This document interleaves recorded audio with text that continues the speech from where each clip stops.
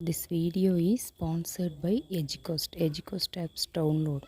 The struggle to find courses that truly speak your language, it's finally over. Welcome to EduQuest, where learning is made just for you. At EduQuest, we bring you a wide range of online courses, from career building programs to skill boosting masterclasses, all in your regional language. Because we believe language should never be a barrier to success. Our courses are tailor made after understanding what today's learners really need. So why wait? Start learning the smarter, simpler way only with EduQuest. Visit eduquest.courses and explore your next course today. And hey, don't miss out on our exciting offers and promotions. ஒரு ஊரில் ஒரு பெரிய மடம் இருந்துச்சு. அந்த மடத்தில் நிறையா துறவிகளும் மகான்களும் வசித்து வந்தாங்களாம்மா. அங்கே இருக்கிற ஒரு கிருஷ்ணாங்கிற துறவி ரொம்ப வருத்தத்தோடையும் ஆதங்கத்தோடையும் வந்துட்டுருக்காரு. குரு பார்த்துட்டு, என்ன கிருஷ்ணா என்னாச்சு, ஏன் இப்படி இருக்க அப்படின்னு கேட்டாராம்மா. இல்லை குருவே, எனக்கு இந்த மடத்தில் இருக்கிறக்கே விருப்பமே இல்லை அப்படிங்க. ஏன் என்ன ஆச்சுங்குது. இல்லை, இங்கே இருக்கிற துறவிகள் எல்லாருமே என்னை பற்றியும் உங்களை பற்றியும் இல்லை மற்றவங்கள பற்றியும் என் காது படவே தப்பு தப்பாக பேசுகிறாங்க. அவங்க பேசுகிறதும் செயலும் எனக்கு சுத்தமாக பிடிக்கல. ஒரு துறவியாக இருந்துட்டு நம்ம இந்த வேலையெல்லாம் செய்யக்கூடாது. ஆனால் அவங்க அந்த மாதிரி தான் பண்ணிகிட்ருக்காங்க. இது எனக்கு பிடிக்கல குருவே. அதனால் எனக்கு ரொம்ப வருத்தமாக இருக்குது. எங்கே நான் இங்கே இருந்தால் அதே மாதிரி நானும் மாறிடுவனோ, ஒரு நல்ல துறவியாக இருக்க மறந்துடுவனோ அப்படின்னு எனக்கு பயம் வந்துருச்சு.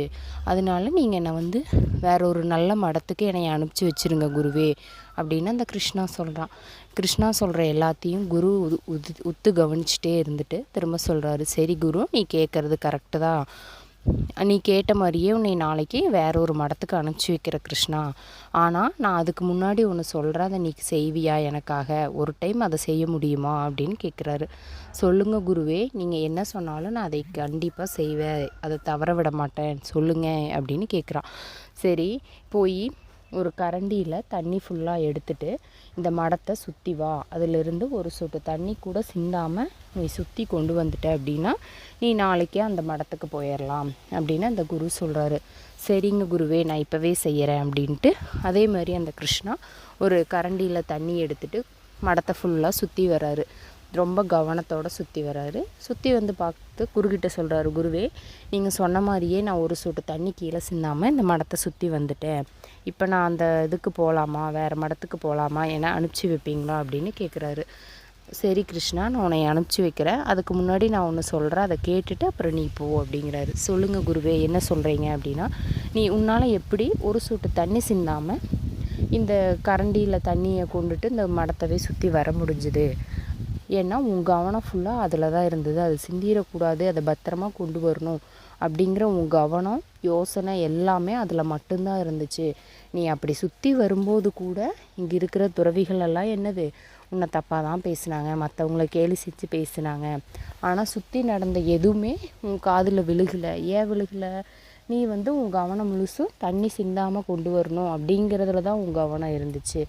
அதனால் அவங்க பேசுகிற எதுவுமே உனக்கு காதில் விழுகலை. இது மாதிரி தான் உன் வாழ்க்கையிலையும் நீ ஒரு பக்கம் போகிற ஜெயிக்கணும் அப்படின்னு நம்ம நினச்சோன்னா சுற்றி இருக்கிறவங்க நம்மளை தப்பாக தான் பேச செய்வாங்க. இவன் பெருசாக ஆசைப்படுறான், இவனுக்கு இந்த வேலை தேவையா, இந்த அளவுக்கு இவனுக்கு ஆசை தேவையா, வண்டி வாங்கணும்னு ஆசைப்படலாம், இல்லை அதுக்கு வீடு கட்டணும், இந்த மாதிரி நம்ம எதுக்காக ஆசைப்பட்டாலும் சுற்றி இருக்கிறவங்க கண்டிப்பாக அதை தப்பாக தான் பேச செய்வாங்க.